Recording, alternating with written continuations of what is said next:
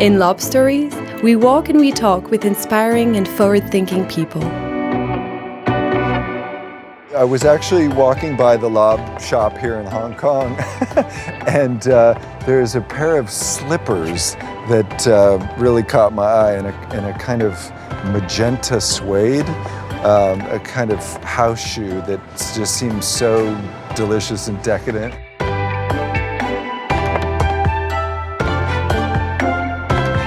In this new episode, we walk in Hong Kong with Globe writer Chris Wallace. We talk long trips, short sentences, and chukka boots. Welcome to the John Lobb podcast. I do walk a lot when I travel, especially. When I get to a new city or even return to a city, there's sort of nothing I like better than to scramble around and sort of remap the city in my brain and explore new places, look for new places and reconnect with old places. And when I get home, I often notice how much my step count has dropped off because I'm just sitting on the couch and not not walking quite the same.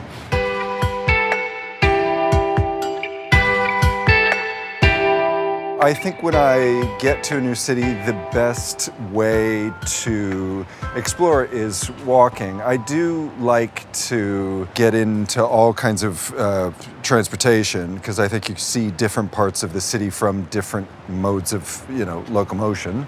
From a car, from a metro, you see different parts of the city, different layers in the city. For instance, I'm in Hong Kong right now, and there are layers and layers and layers of this city, and to be able to go on the train and on the tram and drive around in a taxi and Uber, you have a different perspective on the city. But when I'm walking, for whatever reason, maybe it's just my metabolism, with the pace that my brain works at or my eye works at, I can sort of burrow into little details, little nooks and crannies in the city that are fun, and I get lost looking at signage or walking into stores and end up stumbling into restaurants that I've marked down to explore, and I just happen on anyway. Having lived in New York for 13 years, I think it makes it makes one walk pretty fast. I have a pretty high intolerance level or impatience level, I guess it is. I'm quite a New Yorker when I walk. I walk with some urgency.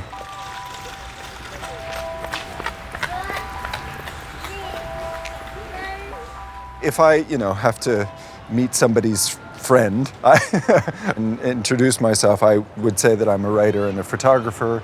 I've worked in magazines for a very long time, and the title you hold there is editor, but that never really felt entirely apt a descriptor for what I did. But I actually really enjoy that kind of collaboration and sort of inciting works of creativity and from other photographers and writers.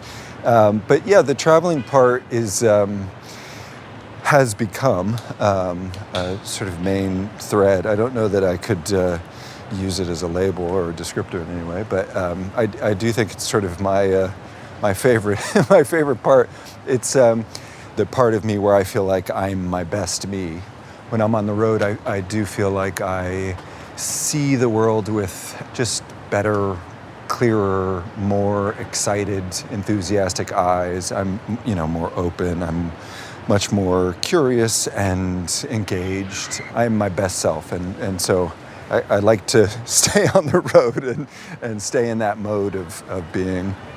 Most of the time, I'm not at home. I did actually tally up for 2021. I was at home for 80 days, and 22 would have been far fewer than that even. But I haven't done the accounting.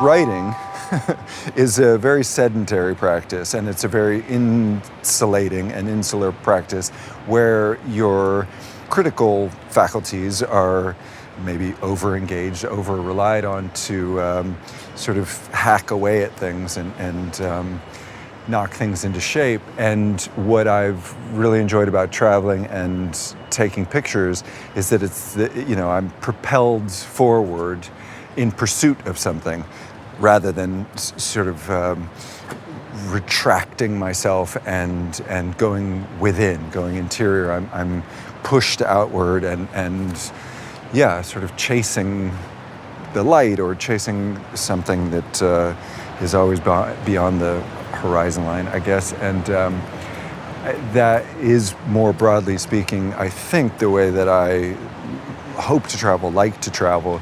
And frankly, when I'm doing it, it's very meditative. It's very, I kind of go into, a zone, and I'm not thinking. It's the opposite of thinking.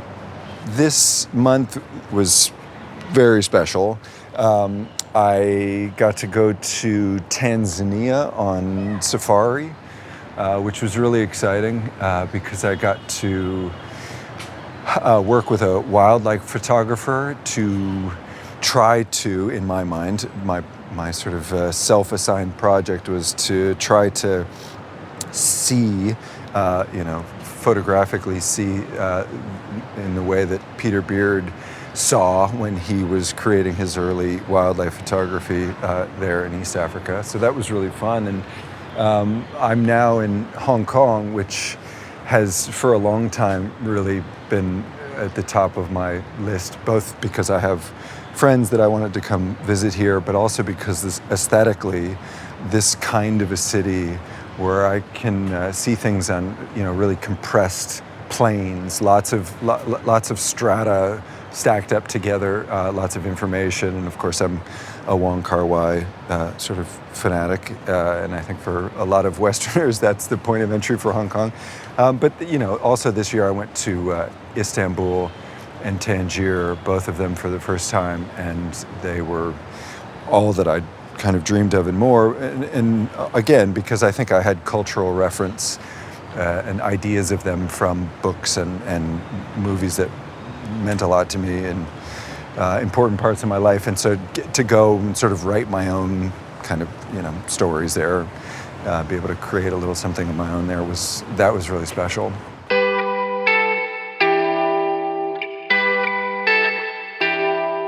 I wrote a biography of the late artist Peter Beard, who was, a New York character and lived for a lot of his life, nearly half his life, in Kenya, and spent a lot of that time photographing wildlife and then fashion and art photography in the bush. And during the research of that project, I went to Kenya and in fact went out to the Masai Mara and walked around this field where Peter had been hit by an elephant and trampled, and I walked around with the guys who were with him at the time while they were sort of narrating the experience and reflecting on it and giving me context about his character and the sequence of events and this really momentous occasion in his life. So that was really special. And so the book comes out next year in July of 2023. I'm interested to talk about Peter. I'm interested to consider Peter as a way to then talk about broader subjects, masculinity and art and behavior from the 20th century, and how his behavior and lifestyle sort of articulated those.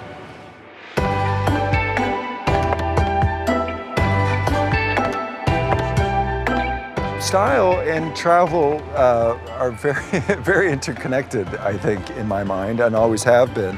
I think certainly for myself, but I would suspect that for a lot of people, that when we travel, one of the very first things that we do in preparation is costume ourselves for the kind of character we want to be on that trip, in the story that we imagine the trip to be. And in much the same way that we probably mood board it, we take pictures of, French New Wave films if we're going to go to, the south of France or something, and build this kind of scenario in our brains about what this story is going to be. And in much the same way, I think I like to outfit myself. When I was a kid, I always really liked to dress up, and I think it's just a different form of costume now. And speaking of Peter Beard, I think when I was a kid or adolescent, the kind of explorer figure in the linen field jacket, in some dusty Medina somewhere, or some exotic, capital in Southeast Asia, was always very attractive to me. Somebody in a white linen suit in Saigon, a safari suit in Marrakesh or something, was always really appealing to me. And I'm absolutely sure that that's the foundation of my style and how I like to dress when I'm on the road, certainly. Today I'm wearing a kind of khaki-colored linen suit, something that would not have been out of place in a Paul Bowles novel or Graham Greene novel. And I'm wearing a pair of Lobb Haywood chukkas. I have, over the years, I think, sort of refined my travel outfit to a few staples, and one of the things that I've really fallen in love with over the years is a chukka boot, in part because it's, 2 or 3 eye holes. It's really easy to get on and off if you have to kick off your shoes going through security, and it's light and really durable, and I've worn them on safari, and I've worn them in, with a suit and a tie and a fancy dinner on the road. It's something that I really like to, it's a Swiss Army knife of a shoe, and I also just really love soft-sided shoes at this stage in my life. But it very much all plays into that kind of character, sort of wandering around a dusty capital in a Graham Greene novel. I wear chukka boots every single day at this point. I wear them to the airport. I wear them to fancy dinner, as I did last night. And I'm walking around central Hong Kong now, wearing them happily, putting the finishing touches on my 20,000, 30,000 step day. They're sort of my favorite thing in the world. There are very few things that I feel like I have figured out in my life. I'm still trying to figure out what to do with my hair. I still don't, but I definitely know the shoes that I love, and it's a chukka boot, and these ones are particularly beautiful. I wish I could show them to you. They're a really nice sort of cognac or dark chestnut, really, color that I really love. I could walk a lot more in these shoes. I'm on a pretty hefty clip here the last month. I was averaging 25,000 steps recently, and I'm feeling pretty good. The thing they don't tell you about Hong Kong is that it's a very vertical city. So it's the up and down here. But I've been treating myself pretty well at restaurants, so I think I probably need to hike up and down a couple of these hills a little bit more.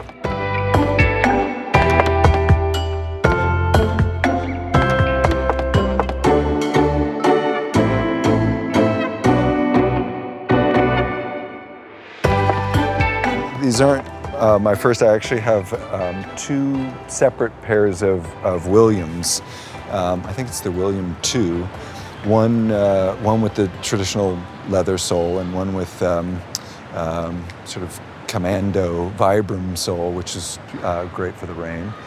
The first, the William with the leather sole, was a sort of big step for me in my life. In 2010, I was working with a group of guys who were just the coolest group of friends that I've had in New York at a men's magazine, and it was the first probably time in my life that I had a paycheck and was buying clothes and things not on eBay. Wasn't buying just vintage Brooks Brothers and YSL suits on eBay. And it was a real treat to be able to buy Lobb. And of course, Lobb then was sort of the utmost in my mind of luxury and elegance and polish. And I kind of had always aspired to it. And of course, I'd read my whole life about Mastroianni going to ring up his Lobb boots, and so I had this connection to it, and to be able to get those was a very big deal in my life. So those occupy a very cherished position in my closet. My style is very much more classic, traditional. I wear suits and I wear t-shirts and jeans. I sort of dress like, somebody from Los Angeles, like I am, and I dress like somebody who, wants to live in Fellini movies. So I wear lots of suits and I wear lots of casual clothes, and certainly footwear. I'm quite a traditionalist. I like my chukkas and my Oxfords and and my loafers. I don't think I have. Well, I do own a pair of sneakers, but they get rare airtime.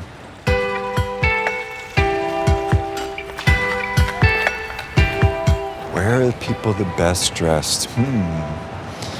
Gosh, that's interesting. I mean, I don't want to sound as if I'm trying to curry favor, but I was in Paris in September, and I was, sort of agog at everybody's style there. It was really, really exciting. I hadn't been there since before 2020, and it was just very exciting to be around people who are in complete command of what they're doing style-wise.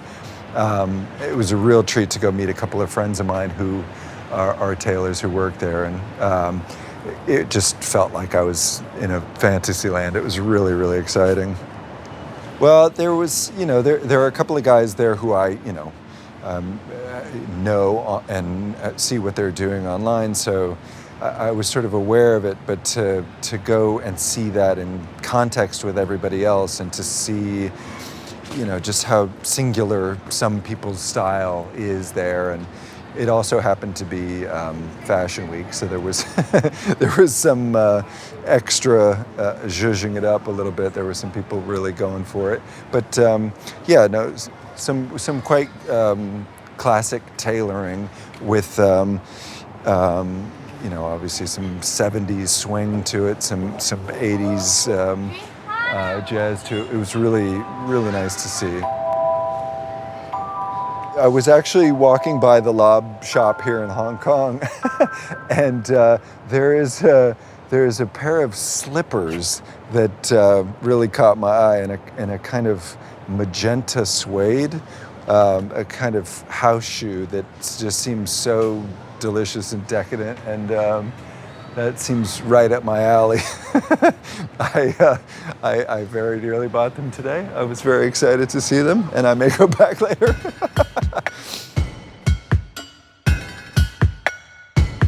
10 years from now, I mean, there are a lot of things that I would love to think that I am capable of doing and would love the opportunity to do. But if I, can still be doing this, if I can still go around the world and somehow keep myself afloat and pay rent and things, I would be very happy with that. I have a few books that I would like to do, and I have a few projects that I would like to get together. And I think building a body of work with photographs has been a lot of fun, and I'd like to sort of see that come to a fruition in a book form as well. So doing the same old thing. I'd like to be happy and healthy and on the road, basically, in 10 years.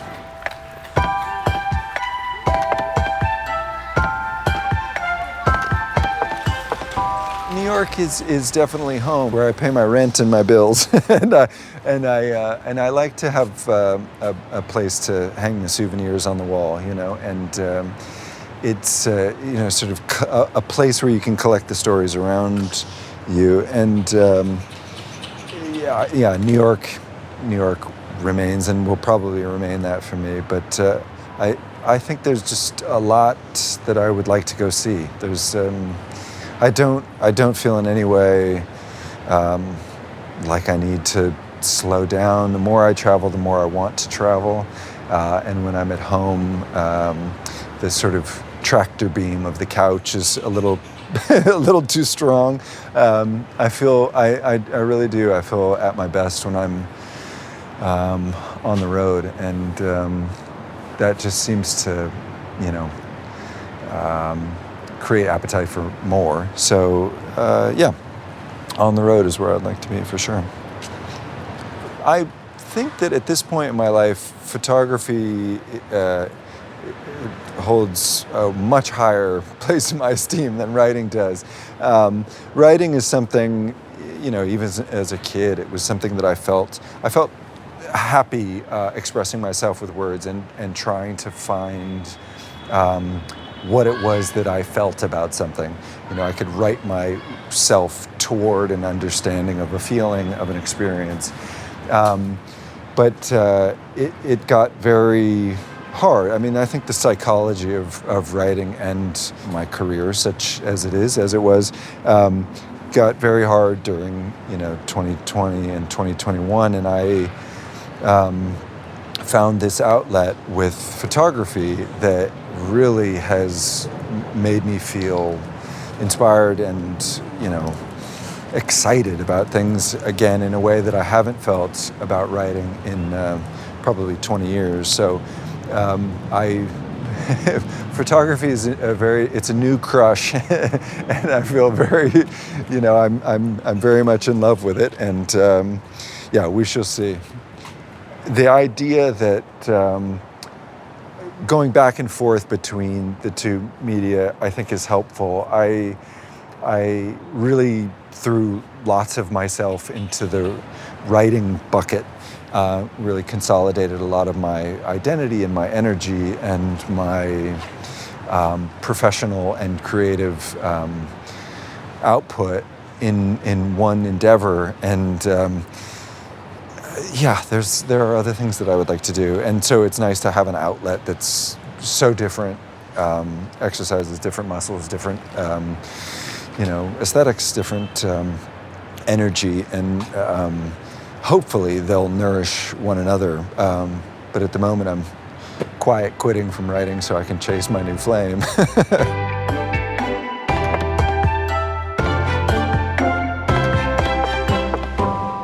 Personally and professionally, of course, is a really big thing, obviously, for anybody, as it is for me. I've been thinking a lot about this sort of metaphorical meaning of things, like, can I make myself stronger mentally and emotionally if I make myself stronger physically? Can I make myself more sort of elastic and flexible as a human being? Like, can I make my brain more elastic? Can I make myself more compassionate and forgiving if I can make myself more bendy physically? Which is probably backing myself into saying that I probably needed to feel like I was pushing myself mentally and emotionally in a way that it's very easy to do physically. And I do think that I would like to get better at all of those things. I don't, a 10-year plan for me is kind of tricky. I don't want to leave anything on the table. I don't want to leave anything in the bank. I want it all to go out. I want to feel like I've, given everything that I have to other people, or, in whatever I'm doing. I